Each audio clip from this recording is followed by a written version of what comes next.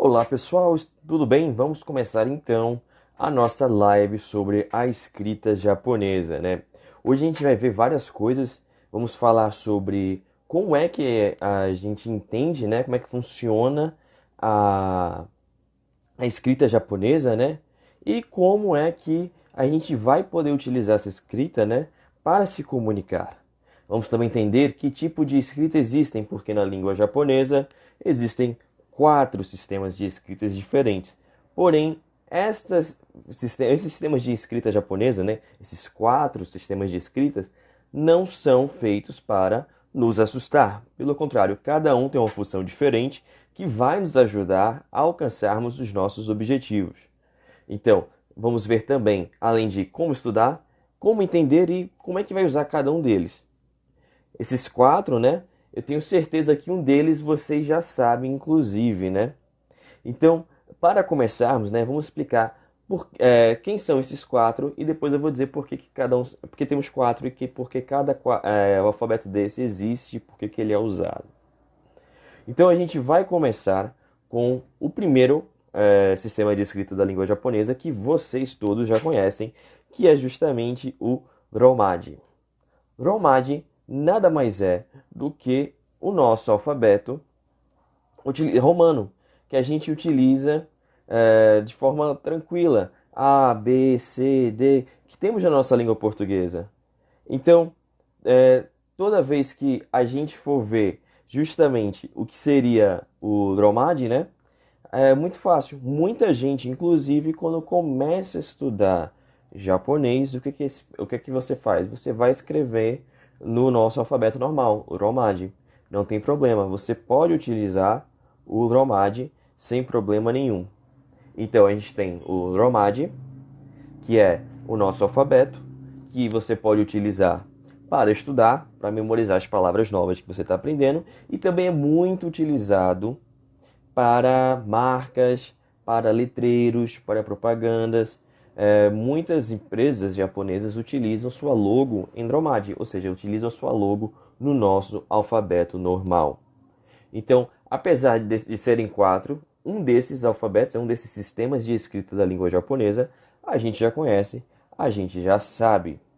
Então, não vou me despender muito tempo nele, porque eu acredito que não seja nenhuma novidade, né, para todo mundo que exista o alfabeto, né, as 26 letras do nosso alfabeto. Todo mundo conhece, pelo menos quem fala português geralmente conhece, né? Então, temos esse, né? E sobraram mais três. Agora, esses três é o que muita gente se preocupa quando fala de estudar japonês. Por que esses três preocupam as pessoas? Porque eles são símbolos, são signos que não existem no nosso idioma nativo, não existem em português. E muitas vezes as pessoas se assustam. Mas a gente não tem que ficar super assustado, não, por causa desses sistemas, né? Porque eles foram criados de uma maneira organizada justamente para nos ajudar. Então, vamos começar pelo mais importante, que é justamente o hiragana. Acho que todo mundo já deve ter visto diversos hiraganas por aí, só não sabem o que é ou para que serve. O hiragana nada mais é do que o sistema de escrita que eu considero mais importante para quem quer aprender japonês. E é o mais útil ao longo de sua trajetória de estudo. Por que é o mais útil ao longo de sua trajetória de estudo? O hiragana é o conjunto de sílabas que representam os sons da língua japonesa. Você aprendendo todos os hiraganas, que não são muitos, você vai poder escrever qualquer coisa que você quiser que seja de origem japonesa. Tudo pode ser escrito, tudo em japonês, né, de origem japonesa, pode ser escrito em hiragana. Eles são bem simples, eles têm formas arredondadas e não são difíceis de escrever.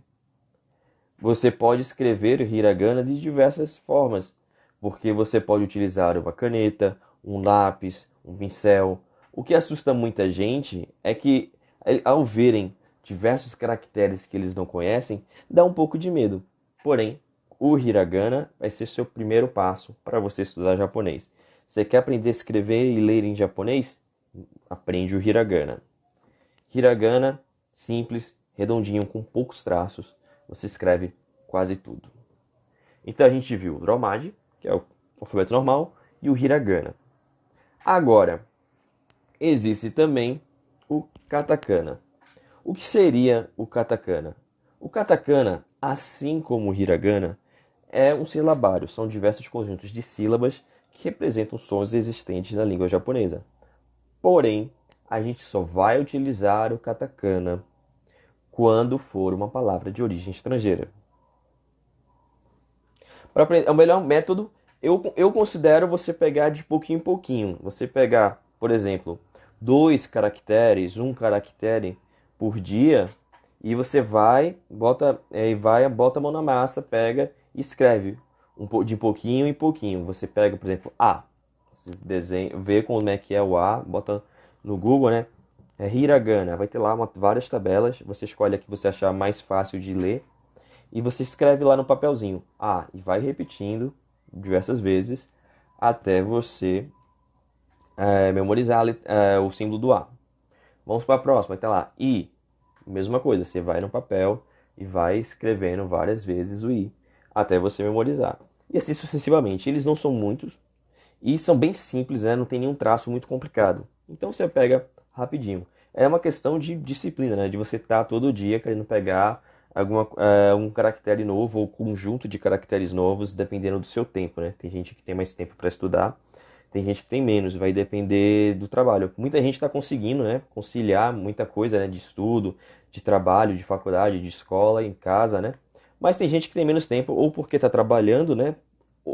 Nesse período, ou também porque tem filho pequeno, alguma coisa assim, né? Então, você, dependendo do seu tempo, você decide se vai pegar um hiragana por dia ou se vai pegar um conjunto, né? Porque eles não tendem a ser difíceis. Aí tem o katakana, que é para palavras de origem estrangeira, que tem todos os mesmos sons do hiragana. Porém, os símbolos são mais retos, mais achatados, eles são meio quadrados. O hiragana é todo redondinho e o katakana é bem reto, né? Muitos ângulos pontiagudos. Porém, nada muito difícil. O problema do katakana, para memorizar o katakana, é que, por ele ser utilizado somente em palavras de língua estrangeira, o que acontece? A maioria dos ocidentais, né, como nós brasileiros, tende a ficar preguiçoso em aprender ele porque vai usar quase nunca, né? O que acontece? A maioria das pessoas que estudam o katakana, o que que fazem? Ah, vou aprender a escrever meu nome e tá bom, né? Ou então, meu nome e Brasil, porque é um país onde eu vivo e vou dizer de onde eu vim, né? Mas não, você tenta pegar o katakana também, porque várias palavras de tecnologia são utilizadas com katakana. E o katakana também não é só usado para palavras de origem estrangeira. Não existe caps lock em japonês. Você vai escrever tudo em hiragana, por exemplo, e quer realçar uma palavra. Como não existe caps lock, você vai escrever aquela palavra. Ao invés de escrever em hiragana, você vai escrever em katakana, para deixar ela destacada daquele texto. Então, o hiragana é o mais importante. Katakana não é tão utilizado, mas é importante. O Romário a gente já sabe que é o nosso alfabeto. E aí vem o terror de muita gente que estuda japonês, né? Que é o kanji. O que seria o kanji? O kanji não é um alfabeto e não é um silabário. O Romário é um alfabeto, a gente já sabe, A, B, C, D, F, G. Katakana e hiragana são sílabas fáceis de memorizar. O kanji não é tão simples assim. Os kanjis são ideogramas. Ou seja, cada símbolozinho daquele representa uma ideia. O que deixa um pouco confuso no começo, né? Poxa vida, como é que eu vou encaixar aquilo numa frase? Como é que eu vou colocar aquilo numa palavra? Bom, o que você vai fazer? Primeiramente, não se assuste se você for pesquisar quantos kanjis existem, porque, primeiramente, ao todo mesmo, o número de kanjis que existe são inumeráveis.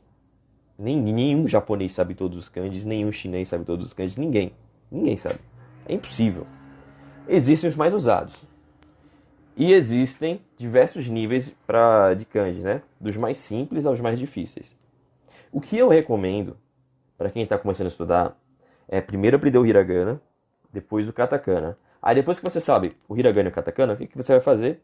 Você vai pegar um a um dos mais fáceis, dos da primeira série, da escola japonesa. Você pode colocar lá, pesquisar. São os 80 primeiros kanjis que eles aprendem na primeira série, são os mais úteis porque com eles você vai ter as raízes de muitos outros kanjis mais difíceis. Então, você pega os 80 kanjis. Você pensa, mas 80, Arthur, isso é muito. Bom, pensando que você está aprendendo uma coisa assim que nem todos os japoneses sabem todos e que quase ninguém sabe, e não tem ninguém que eu acredito que saiba de tudo. Bom, é bom começar aprendendo só os primeiros 80 pelo menos, né? O que você vai fazer? Aprende o hiragana, vai devagarzinho no seu nível, no seu ritmo, não se estressa, não tenta fazer milagres, aprende no seu ritmo o hiragana. Faz de tudo para pegar todos os hiraganas. Conseguiu o hiragana? Perfeito. Aí você vai agora para o katakana. Vai devagarzinho no seu ritmo, pegou todos os katakanas? Ótimo. Agora, você vai precisar do kanji. O kanji é a vida toda estudando. Porém, você não precisa se estressar. Você vai devagarzinho, devagarzinho. Um por semana, um por dia, dependendo da sua rotina. E você vai perceber que o kanji, na verdade, ele é um facilitador. Por quê? Eu vou explicar agora como é uma escrita japonesa. A escrita japonesa, diferente da portuguesa, por exemplo, que usa acentos, que usa pontos, essas coisas, isso não existe na língua japonesa. Você não vai colocar circunflexo, você não vai colocar cedilha, essas coisas que deixam a língua portuguesa muito difícil, inclusive. Em japonês não existe isso. Então o que você vai fazer? Você vai escrever uma frase, você pode modificar os substantivos, né, e os verbos para colocar o kanji no lugar do katakana, do hiragana. O hiragana não são as sílabas, né, que faz a palavra. Se você quiser economizar espaço, ou de costume muitos japoneses fazem já de forma automática, ao invés de escrever a palavra inteira por extenso, coloca o kanji lá e fica mais curto. Isso, furigana. Furigana é quando você tem um kanji difícil, aí o que acontece? Fica a legenda em cima do kanji para você ver como é que lê ele. E isso é muito bom para quem está estudando a língua japonesa, né? Porque se aparecer um kanji que você não conhece, o que você faz? Ah, tá lá em cima, como é que lê? E se você pegar qualquer mangá de criança, como Doraemon, ou coisas assim mais infantis, né? Um Mirror's-Bang, Beyblade, você vai ter todos os kanjis com o furigana, né? Então você vai poder ler mesmo sem saber o kanji. Então, você vai vendo uma frase lá e muitas vezes eles vão colocar o kanji no lugar de um substantivo ou no começo de um verbo. Você poderia escrever sem o kanji? Poderia. Mas isso ia causar uma confusão. Além do texto ficar muito grande, existem palavras em japonês que a pronúncia é igual, só muda a forma que se escreve. Mas a única diferença não vai ser no hiragana, porque no hiragana só existe uma forma de escrever. A diferença vai ser no kanji. Então é por isso que eles usam kanji, para evitar essa confusão. Então você vai escrever tudo em japonês, né? Coloca as frases. Você coloca o kanji para abreviar ou para evitar uma confusão fonética, né? Palavras de mesmo som com sentido diferente. No lugar do hiragana. E, além disso, você vai colocar o hiragana nas partículas, nos momentos que você não souber como é o kanji daquela palavra, você pode escrever em hiragana sem problema. Caso venha uma palavra estrangeira, aí você vai colocar o quê? Você vai colocar o katakana, que é aquele silabário só para línguas estrangeiras. E mesmo que você diga, mas eu não quero botar uma frase com palavra de língua estrangeira nenhuma, eu só quero escrever em japonês puro, raiz. Eu só vou escrever sem katakana. Mesmo assim, você pode colocar o katakana para causar uma ênfase, um caps lock, para deixar destacado no seu texto. Você quer chamar atenção? Você coloca lá em katakana. E se você quiser chamar mais em atenção ainda, se você quiser deixar bem destacado, por exemplo, você está fazendo uma propaganda de uma marca, aí nem katakana você coloca. Você vai colocar tudo maiúsculo em Romaji, né? Ou seja, nosso alfabeto. Você coloca lá nosso alfabeto. Por exemplo, você que está fazendo ser um publicitário, está fazendo propaganda de um refrigerante. Você quer escrever refrigerante, bem destacado. Aí você vai colocar tudo em Romaji. Você vai escrever lá tudo em japonês. Refrigerante japonês é soda, então você vai colocar soda em maiúscula no nosso alfabeto. Nos mangás, o modo de leitura dos balões são de cima para baixo e da direita para a esquerda. Aí sim, depende não só dos mangás como de livros. Se você for pegar um livro em japonês, que você vai ler da esquerda para a direita, né, como a gente faz no ocidente, vai ser horizontal. Se for horizontal, deixa eu mostrar aqui um texto. Se for horizontal, aí eles vão estar deitados, né? Vai ser normal, igual no ocidente. O livro vai começar do mesmo lado do ocidente, né? A gente vai abrir e vai ler da esquerda para a direita e vai ser tudo deitadinho. Porém, se você pegar um mangá ou um livro que tenha o texto vertical, se for vertical, vai começar da direita para a esquerda e você vai ler de cima para baixo, linha por linha. Você começa, né, subindo da direita, né? Então, se estiver invertido é por causa que é câmera frontal. Da direita, né? Você vai começar da direita, vai descer, vai para a esquerda. Lê tudo, desce e vai para a esquerda. No caso do mangá, vai depender. Se o autor está escrevendo no padrão japonês clássico, né? Da direita para a esquerda, como a maioria dos mangás que vem aqui pro Brasil são, né? Aí vai estar de cima para baixo, da direita para a esquerda. Se você pegar um mangá mais moderno, não no sentido de ano de ser lançado, mas sim no estilo de escrita. Se o autor for mais adepto a uma escrita mais moderna, mais contemporânea, ele vai colocar igual ao Ocidente, da esquerda para a direita. E você vai abrir o seu livro igual a você abriria um livro ocidental. Você então vai ter essas duas maneiras de ler, e nas duas maneiras de ler, você vai ter justamente essa questão de utilizar esses 4 alfabetos. E quem lê mangá vai perceber também que as onomatopeias, né, os sons, quando você tenta transcrever uma ideia de som, tipo kabum, você vai colocar o quê? Em katakana. E katakana é utilizada para escrever onomatopeias. Então, quando você for ler, tudo que for de origem japonesa vai estar escrito ou em kanji ou em hiragana. Ou os dois, né? Coloca o kanji em cima pequenininho a legendinha de como ler em hiragana, que é o furigana, como o colega falou, o Vigílio. Você viu isso? Teve palavra de origem estrangeira? Katakana. Ele quer dar uma ênfase muito grande, vai colocar no nosso alfabeto, em Dromad. Agora, ele fez isso tudo. E além disso, ele quer fazer uma onomatopeia, quer fazer essas coisas, vai ter lá a onomatopeia escrita em katakana. O que é engraçado, porque a gente esperaria, né, por ser por estar descrevendo um som, ele escreveria em alfabeto, né, para destacar mais ainda, mas não. Porque aí iria tirar a atenção da história para o leitor ficar vendo só a onomatopeia, mesmo que por milésimos de segundo, isso tiraria o foco da narrativa.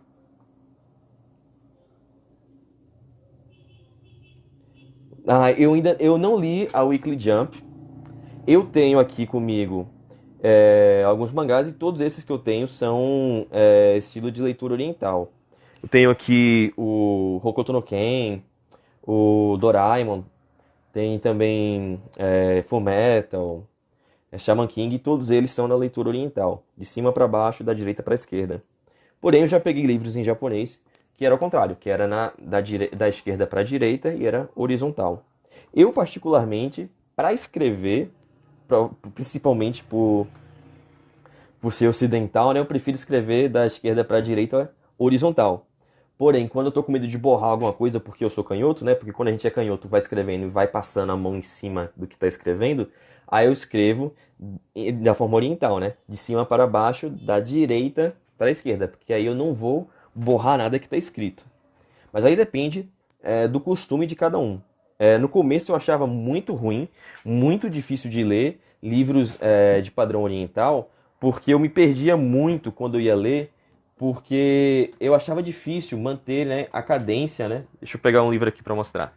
A cadência da leitura, né? Se eu fosse ler em voz alta, eu ia ter mais dificuldade. Eu não gostava de ler em voz alta um livro assim.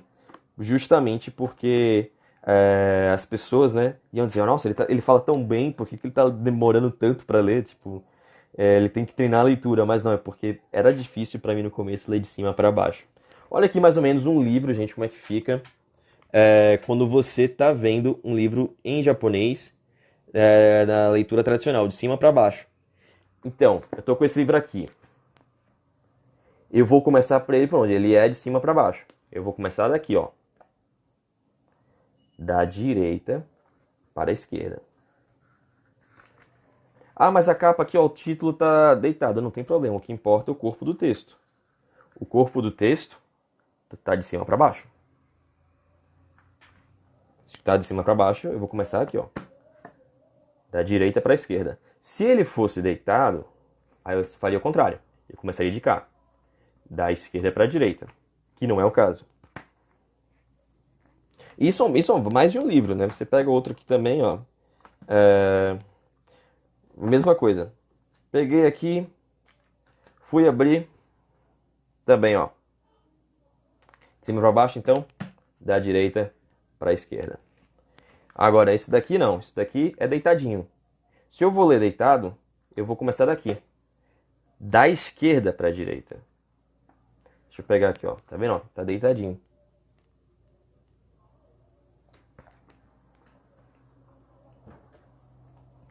Então depende muito. A maioria dos mangás shonens que eu conheço, né, são tradicionais orientais.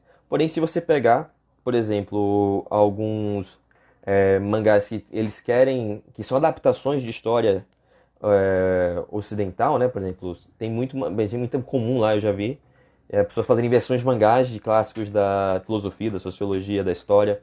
Aí vai ser provavelmente da esquerda para a direita, e não da direita para a esquerda, modo ocidental, o que a gente está acostumado aqui no Brasil. O que é engraçado dessa questão da leitura é que eu lembro quando eu era mais jovem, estava lendo mangá, e minha mãe dizia, não, tá terminando? Eu falei, não, já. Ela me pediu pra fazer alguma coisa, não, já tô terminando esse capítulo, assim que eu terminar eu já vou fazer. Ela olhava e via ao contrário, né? Que ela estava acostumada a ler livro na leitura ocidental. Ela falou, não, você tá no começo, cara. Você tá no começo. Eu falei, não, tô no final, porque lê da direita pra esquerda e não da esquerda pra direita. A pontuação, a maior diferença é o formato. O ponto, ele é vazado, né? É uma bolinha. Você não vai colocar. Eu coloquei aqui no comentário aqui pra vocês o ponto, como é que fica. O ponto é uma bolinha e a vírgula, no caso, é diferente. A vírgula, ela é invertida.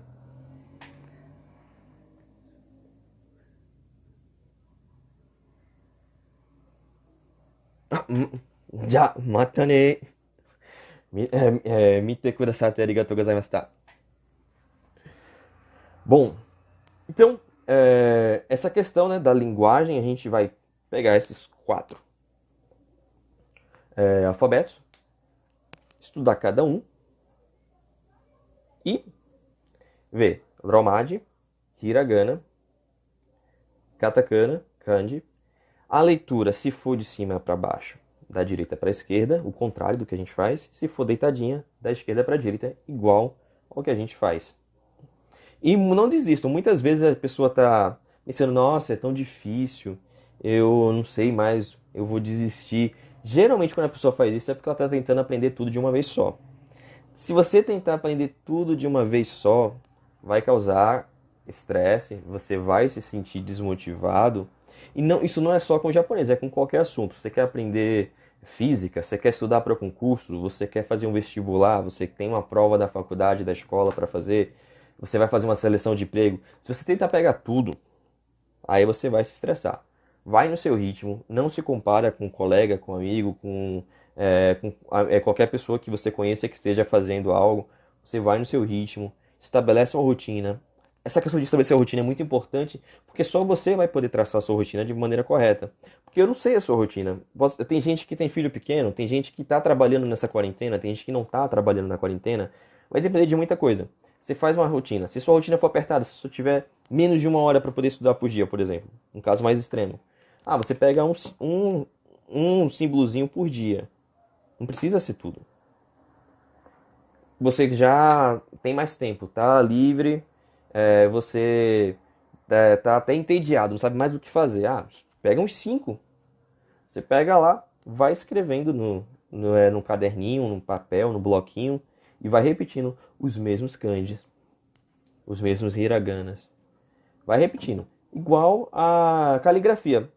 Acho que a maioria das pessoas aqui lembra, né? Quando era pequeno já deve ter usado aquele caderno de caligrafia, né? Você ficava repetindo lá, escrevendo. Mesma coisa, só que em outra língua. Isso a gente faz não só para ficar bonitinho a letra, né? Mas é para memorizar também. Até porque o que eu mais vi, gente, foram os japoneses de caligrafia assim, tanto estranha, mas dá para ler. Então, não se preocupem como é que vai ficar, se vai ficar bonito, se vai ficar feio. Procura aprender, procura reconhecer. Tem diversos aplicativos que você pode ver na internet, no celular. Tenta fazer o máximo possível. Você pesquisa na loja de aplicativos hiragana, katakana, kanji. Pesquisa também no Google Imagens, hiragana. Vai aparecer vários, vai aparecer uma lista, né, com a tabelinha deles. E você vai. Ah, vou aprender hoje a letra A, né? A. Você vai escrevendo. I, U, E, O. Depois o K, Ki, Ku, Ke, Ko. E assim sucessivamente. O segredo é não se estressar. E você vai ver que é muito organizado. Você vai escrever algo. É de origem japonesa? Você tem duas opções. Se você souber o kanji, você escreve o kanji. Se não souber, você escreve o hiragana. Escreveu o hiragana. Tranquilo. Você vai escrever uma palavra de origem estrangeira. Sei lá, por exemplo, a palavra América. América você não vai escrever em hiragana, que é uma palavra ocidental. Você vai escrever em katakana. América. Mas aí você quer falar do continente americano, você não quer falar dos Estados Unidos da América. Aí você vai botar continente. Continente em japonês é tairiku. Aí se você souber o kanji, você coloca América em katakana e tairiku em kanji. Não sabe o kanji, não sabe. Continente é tairiku e eu não sei como escreve. Escreve em hiragana, sem problema. É só lembrar e colocar. Lembrar também, como o nosso amigo Vigílio lembrou, a pontuação é um pouco diferente.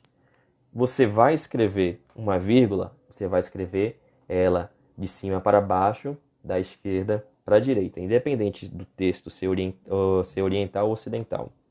O pontinho vai ser vazadinho, né? Você vai ter aquele círculozinho, não vai ser o ponto fechado. Você vai fazer uma exclamação, é igual. Aí não muda nada. Porém, você não precisa escrever uma interrogação em japonês. É opcional. Você quer fazer uma pergunta? Se você não precisa colocar aquela interrogação. Pode colocar? Pode. Mas é opcional. Porque toda pergunta em japonês termina com K. Então, só que se você colocar lá K-A em Romaji ou K em Hiragana, já vão saber que é uma pergunta. Mas, se você quiser deixar mais organizado, aí você coloca a interrogação. É totalmente facultativa, totalmente opcional. Então, para finalizar, vamos revisar, né, mais um pouco. São 4 alfabetos. Romaji, Hiragana, que é um dos mais importantes, principalmente para quem está aprendendo, você tem que saber todos eles, todos os hiraganas, que não são muitos e são fáceis de fazer, eles são arredondados, de traços simples. Hiragana. Katakana, que é para palavras de origem estrangeiras, como por exemplo, internet, português, Brasil, palavra de origem estrangeira, katakana. Você vai fazer também o kanji. Kanji é inumerável, então para quem quiser se situar mais ou menos quando começar a estudar, tenta aprender os 80 primeiros, né, que é da primeira série. Não aprende tudo de uma vez. Vai um por dia, de acordo com o seu tempo, no seu ritmo. São esses 4. Eu já sei Romaji, que é o nosso alfabeto, aprendi Hiragana, Katakana, estou estudando kanji. Para ler, como é que eu leio? Aí é aquela questão. Leitura oriental, vertical, de cima para baixo, da direita para a esquerda. Como eu mostrei aqui antes para vocês no exemplo, né? Vou abrir aqui um livro que eu tenho, que é na leitura vertical. Então eu vou ler de cima para baixo e vai ser como, gente? Da direita para a esquerda. Então eu vou ler ele abrindo desse jeito. Agora, ele está escrito deitadinho. Não vai ser assim, vai ser assim. Então vai ser da esquerda para a direita. Então, se lembrar disso, né? Dessa diferença da leitura oriental e ocidental, que vai mudar a forma de você escreve. Se você vê um livro que começa assim, deitado da esquerda para a direita, você já sabe que ele vai ser em pé. Se ao contrário, vai começar da esquerda para a direita, né? Não, da direita para a esquerda, leitura ocidental, aí você já sabe que aí vai ser diferente, vai ser tudo deitadinho. E é mais fácil, inclusive, para nós que estamos aprendendo. Então, é isso, pessoal. Se alguém tiver alguma dúvida, pode perguntar. Espero que tenham gostado. Eu vou postar essa live lá no YouTube também, para ficar mais fácil, né, para quem quiser acessar. E vou fazer um post aqui no feed, enumerando o nome dos 4 alfabetos, né, as 4 sistemas de escrita da língua japonesa. E também os tipos de leitura, a ocidental e a oriental. E que as duas são usadas também em japonês. Você pode usar os dois sem problema nenhum. E eu também queria enfatizar para vocês nessa importância de você fazer uma rotina de estudos, né? Não só para japonês, mas para tudo. Sempre buscar um tempinho. É importante você manter, né, um padrão, né, uma rotina. Vai escrevendo, vai repetindo cada um deles sem medo. Você vai conseguir. Não desista. Essa questão de desistir, muitas vezes a gente se compara com os outros ou quer aprender coisas demais ao mesmo tempo. Vai no seu ritmo, devagarzinho, devagarzinho, que você vai conseguir. Um bebê não aprende tudo de uma vez só, vai aprendendo devagarzinho, devagarzinho. Quem já viu um bebê falando alguma palavra difícil, ele se enrola todo, né? A gente que é adulto também. Então, fica tranquilos, vocês conseguem. Espero que tenham gostado e até a próxima!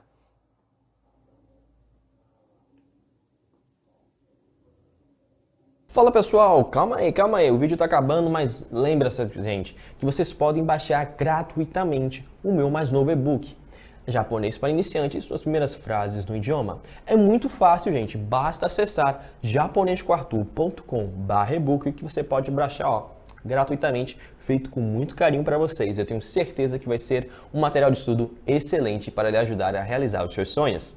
É isso, gente. Até a próxima!